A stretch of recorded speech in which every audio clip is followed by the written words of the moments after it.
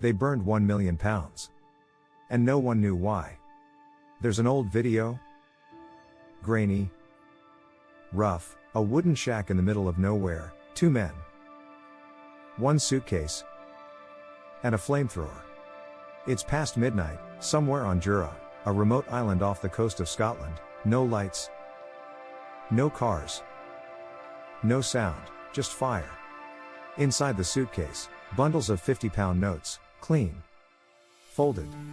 Heavy, value, £1 million. Bill Drummond and Jimmy Cauty, you may not know the names, but back then, they were the minds behind one of Britain's most successful music acts, KLF. Million-selling hits, awards, chaos, fame, and then, silence, sudden, complete. The band disappeared, no farewell, no scandal. Just gone. Now, in that same silence, they're doing something no one's ever done before. The camera is steady, the lighting, barely there, and the fire. Very real, they throw in the first bundle. No one speaks, no jokes, no drama, just burning money. And then, one of them breaks the silence. Is this the last one? No. We've still got £500,000 to go. For a long time, no one saw this footage, not the press. Not the fans, not even the critics. They vanished, again. And that's when the questions started. What makes 2 millionaires walk into a shack and burn their fortune? Was it protest? Was it madness? Or something darker? Here's a strange detail. George Orwell wrote 1984 on this island, same wild hills, same silence. Same sense of watching eyes.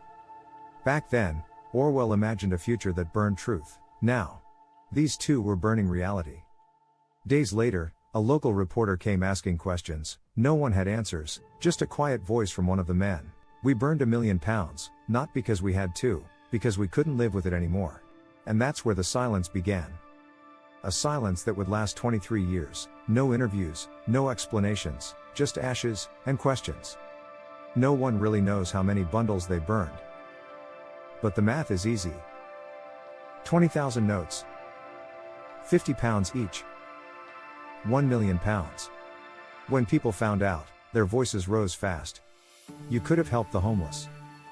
You could have saved lives. You could have donated it to charity. But they didn't. They burned it. All of it. No explanation. No audience. Just fire. Then came the first whisper from the inside. The man behind the lens. His name was Gimpo. He said, when the first note went in, no one said a thing, but by the 10th bundle, Bill stood up, put his hands on his head, and whispered, "Are we really doing this?" They were unsure. Or maybe they wanted to be unsure. Because if you're too certain about burning £1 million, what does that make you? The press knocked. The fans waited, but nothing came. Until one day, someone taped a note to the door. "We did it. That's all." One tabloid screamed, an insult to every working man and woman. Another called it performance art gone mad. Some people called them idiots. Some, geniuses. But there was a third group. The ones who couldn't stop thinking about it. Who couldn't sleep that night. They asked, if they hated money, why record it? Why make it sacred? Why stay silent for 23 years? Maybe this wasn't destruction. Maybe it was escape. Not from money, but from meaning, from rules, from a world where everything has a price, and nothing has value. Witnesses say, when the flames reached the final stack, Jimmy turned to Bill and whispered, "If we leave now, everything goes back to normal, but if we stay, there's no going back." They stayed.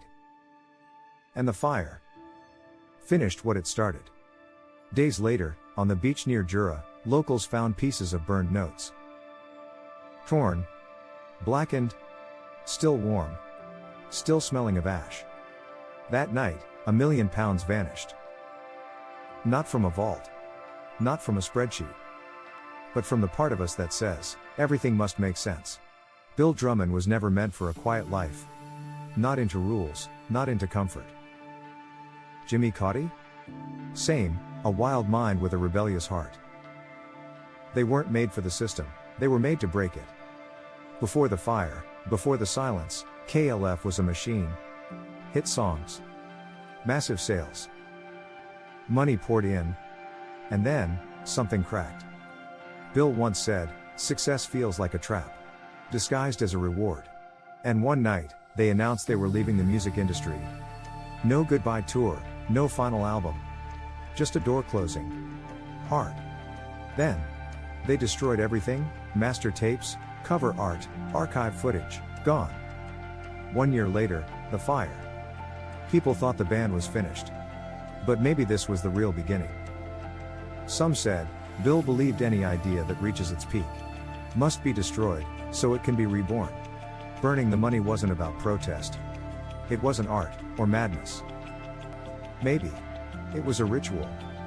If money had become sacred, then what better sacrifice than the sacred itself?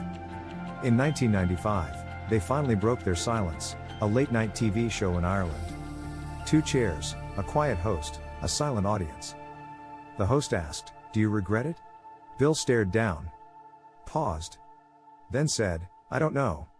If I could go back, maybe I wouldn't do it." No anger, no pride, just exhaustion. For the first time, the public saw the tape. No music, no sound effects, just fire, real money, dying. No one clapped, no one laughed, just silence. And something changed. Suddenly, it wasn't about cash, it wasn't about fame, it was about why. And why not? He later said, "We burned it because we couldn't live with it anymore." He didn't explain what it meant, maybe money, maybe success, maybe himself. After the show, they disappeared again. But before they left, they made a promise. No more interviews, no explanations, 23 years of silence. But silence doesn't erase fire. And ash always leaves something behind. Like the torn notes found on Jura's shore, curled, blackened, unreadable, but still very, very real. 23 years later, same day, same hour, different men. A warehouse in Liverpool, not a concert, not a show, just 2 chairs. 2 older men. And a question that never died. Bill Drummond. Jimmy Cauty, older, slower, quieter. But still holding something heavy. Not cash, but history. On the wall behind them, why did the K Foundation burn £1 million?